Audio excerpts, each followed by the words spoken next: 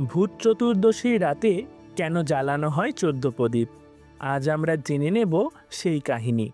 ভূত চতুর্দশী মানেই দীপান্বিতা অমাবস্যার আগের রাত, যখন বলা হয় অন্ধকারে অশুভ শক্তির প্রভাব বেড়ে যায়। তাই এই রাতে আলো জ্বালিয়ে অশুভ শক্তিকে দূরে রাখা হয়।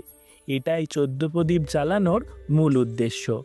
পুরাণে একটি প্রাচীন কাহিনী বর্ণনা করা আছে। একবার এক ব্রাহ্মণের ১৪ জন পুত্র এক অমাবস্যার রাতে মৃত্যুবরণ করে।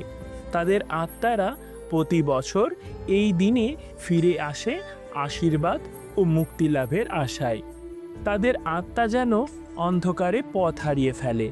তাদের শান্তির পথ দেখানোর জন্যই তার মা ১৪টি প্রদীপ জ্বালিয়ে তাদের আহ্বান করে।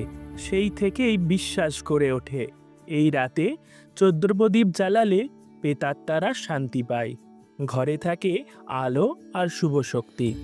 ১৪ প্রদীপ আসলে ১৪ জন পূর্বপুরুষের প্রতীক বলেও মনে করা হয়।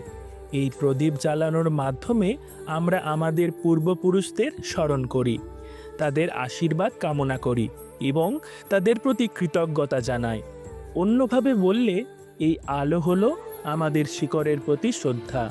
যেখান থেকে আমরা এসেছি তাদের স্মরণেই ঘর আলোকিত করা হয়। গ্রামীণ ও শহুরে বাংলায় এখনও এই রীতি বহুল প্রচলিত আছে।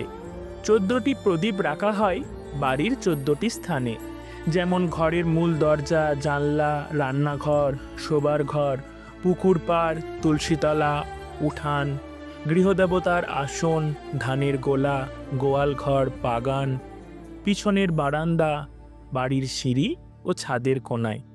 এইভাবেই চারিপাশে প্রদীপ জ্বালানো হয়। ঘর থেকে অশুভ শক্তি দূর করা হয়, আলো দিয়ে শুভ শক্তিকে আহ্বান জানানো হয়। এই হলো ১৪ প্রদীপ জ্বালানোর মূল কাহিনী। ভিডিওটি যদি ভালো লাগে, লাইক, শেয়ার ও সাবস্ক্রাইব করতে ভুলবেন না। শুভ দীপাবলি। নমস্কার।